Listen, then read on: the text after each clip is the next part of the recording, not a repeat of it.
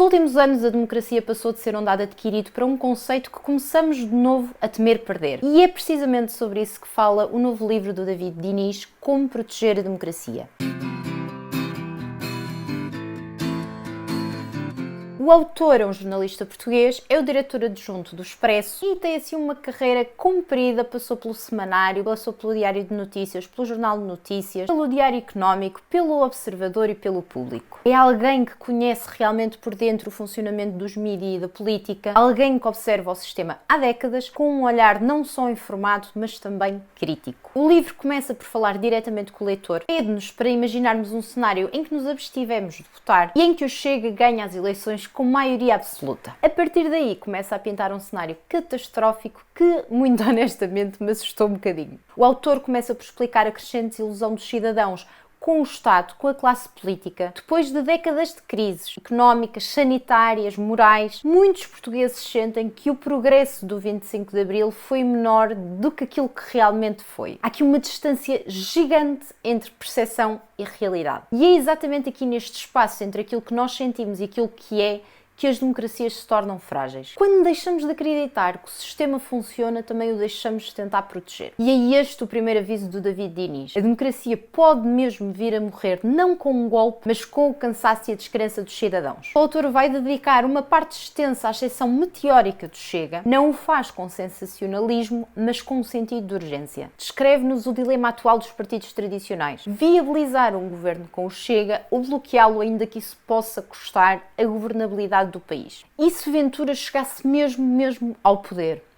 O autor garante que nada ficaria como antes. Ele tentaria controlar muito rapidamente as instituições-chave, a justiça, a comunicação social, a administração pública e impor uma agenda concentrada na perseguição das minorias e na erosão dos valores democráticos. Portugal ficaria dividido definitivamente entre aqueles que estão contentes com esta mudança e todos aqueles que seriam alvo dela. E o autor quer realmente que nós imaginemos este cenário para percebermos de facto tudo aquilo que está em jogo. Reforça ainda esta ideia de que nada ficará como antes, com vários exemplos internacionais. Explica-nos as consequências do trumpismo nos Estados Unidos, das políticas do Orbán na Hungria e dá também o exemplo da Polónia e mesmo de Itália, onde apesar de haver algum equilíbrio institucional, a agenda autoritária e iliberal continua presente. Estes exemplos noutros países revelam um padrão. A erosão democrática é quase sempre gradual, quase invisível no início e começa com ataques à imprensa, à justiça, à academia e quando damos por isso, o espaço para a crítica, para a diferença já foi completamente corroído. O autor analisa também a realidade portuguesa e a forma como o nosso sistema político está a transformar-se. Passamos do modelo bipartidário PSD e PS para um cenário tripartido, marcado pela instabilidade e pela ameaça dos colapsos partidários. Compara Portugal a países como a Alemanha, como a França, como a Bulgária e questiona mesmo que destino aguarda o PSD. Será que se tornará o apoio da direita radical ou conseguirá recuperar a sua identidade histórica? A pergunta é incómoda, mas é necessária, porque o PSD pode muito bem ser o próximo partido a perder a relevância se não se souber posicionar.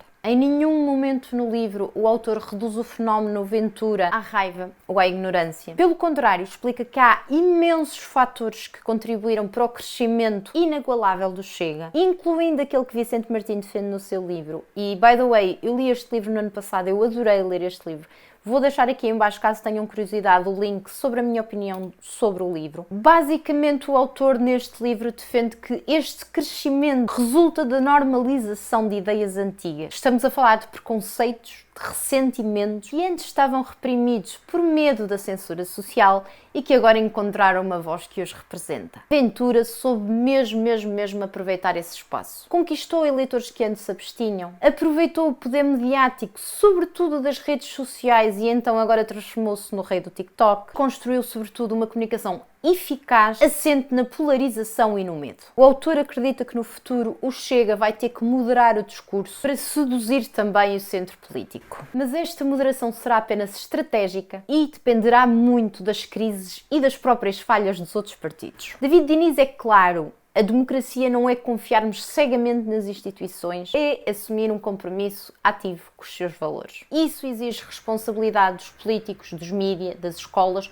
mas também de todos nós cidadãos. A democracia nunca foi um sistema automático, é uma escolha diária. O livro termina com um cenário quase cinematográfico, onde Ventura chega finalmente ao poder, e é uma espécie de distopia realista, onde finalmente percebemos o que é que pode acontecer quando a pessoa errada ocupa o lugar certo. E onde os políticos e nós próprios percebemos tarde demais que o perigo sempre esteve à vista, nós é que escolhemos subestimá-lo. Em relação à minha experiência de leitura com este livro, eu senti que a escrita do jornalista é de uma clareza super envolvente, é quase como estarmos a conversar com um amigo, mas é sustentada por estudos e por referências sólidas. Achei muito curioso este contraste entre o início e o fim do livro ficcionais e o núcleo central do livro ser não ficção, mas realmente foi uma experiência inquietante durante todo o livro. Acredito que muita gente o considerará alarmista, mas à luz daquilo que conheço, daquilo que vou lendo, sinto honestamente que é simplesmente uma análise lúcida. Não foi de todo um livro pessimista, foi um livro que me relembrou